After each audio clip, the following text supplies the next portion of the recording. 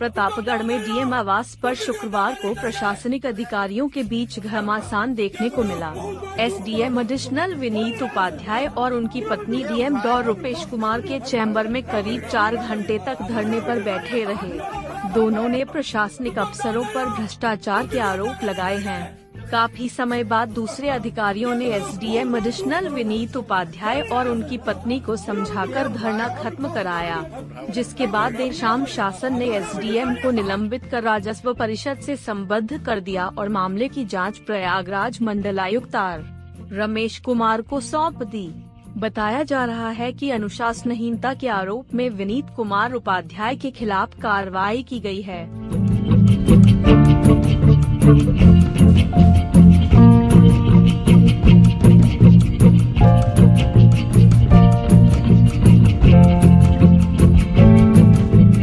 घटना को लेकर जिसमें ये कहा गया और वीडियो क्लिप भी उस समय थी कि जब गुस्से में ये थे तो गार्ड का गन पकड़ के खींच रहे थे उसको। उस समय उसी चीज़ को लेकर नियुक्ति विभाग ने और हाई कोर्ट ने एक जांच के लिए कहा था कि जांच किया जाए क्या प्रकरण था, शिकायत किया था। तो इसकी जांच जो है वो की गई थी, मेरे द्वारा की गई थी इसकी जांच। और जांच में ये निकल के आया था जो अंततः निष्कर्ष की जो उस समय परिस्थिति जन्य यद्यपि हुआ था, बार बेंच की बैठक हो रही थी, लेकिन उस समय दोनों पक्षों को बैलेंस रखना चाहिए था।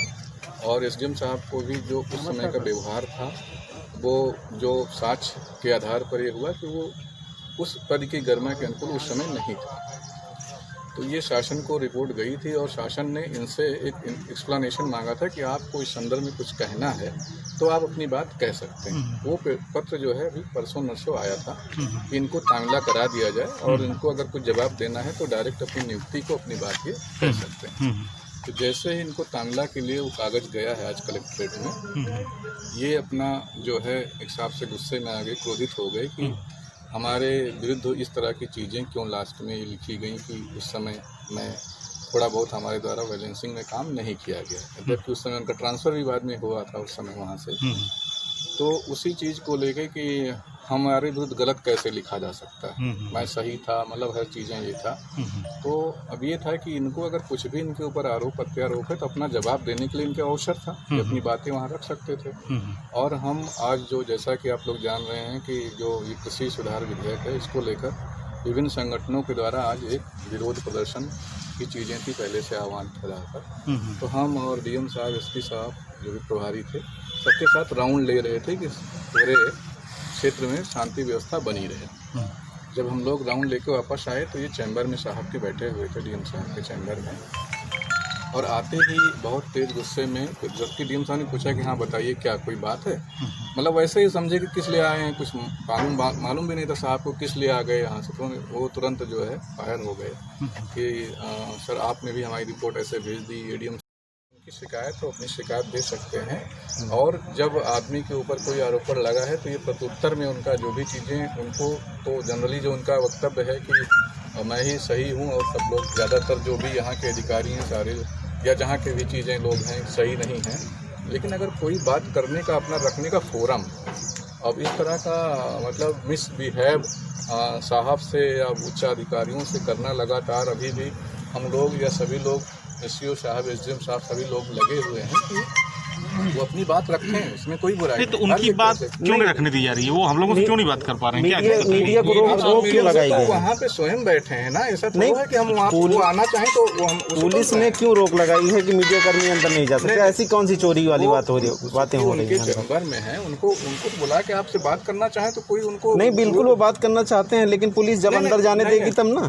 तो वहाँ से आ जाए ना, वहाँ कोई बैठने का धरने वो बिल्कुल, वहाँ भी उन्होंने आरोप लगाया पुलिस रोक रही है, इधर से जाने से भी रोक रही है। तो बार बार कह रहे हैं कि आप आइए, हम तो सब लोग रिक्वेस्ट कर रहे हैं कि उनसे हर चीज़ कह रहे हैं कि आप बाहर आके अपनी बात कहिए। अगर आप मीडिया से कहना चाहते हैं, आपसे तो लगातार बात कर ही रहे हैं फ़ोन के माध्यम से, अगर वो एज ए लाइव बात करना चाहते हैं, वीडियो में बात करना चाहते हैं, आकर अपनी बात रखें। नहीं, गेट पर रोका गया, कहा कि वहाँ मना कर दीजिए, गेट पे कोई नहीं। हम लोग अब सीओ साहब भी हैं। नहीं, यहाँ रोका गया, यहाँ रोका गया, किसी को जाने नहीं दिया, यहाँ रोका गया, मुझे रोका गया, तमाम लोगों को रोका गया। सर यहाँ तो कोतवाल भगवान बन के खड़े थे। मीडिया को रोकने का यहाँ पे इशू नहीं है। अगर मीडिया को ब्रीफ ना करना नहीं, होता, अगर इतने चोरी ज्यादा किसी बात बात आपकी नहीं हो रही सर, आप बात समझिए, बात आपकी नहीं हो रही है। हम लोग इतने देर से इंतजार कर रहे हैं, आपसे बात कर रहे हैं। कोतवाल यहाँ भगवान कैसे बन जाएंगे? ये उनकी प्रॉपर्टी है। बता रहे थे नहीं, ऐसा अगर आपके साथ कोई मिसबिहेव कर रहा है तो ये कोतवाल बताएंगे कि प्राइवेट प्रॉपर्टी है। पुलिस कोई किसके चीजें इशारे नहीं पे ये कर रही है? पुलिस को किसने अधिकार दिया है कि डीएम के आवास पे जो है वो मालिक बन के खड़े हो जाएंगे? किसी को आने नहीं। क्या पुलिस की प्राइवेट प्रॉपर्टी है ये?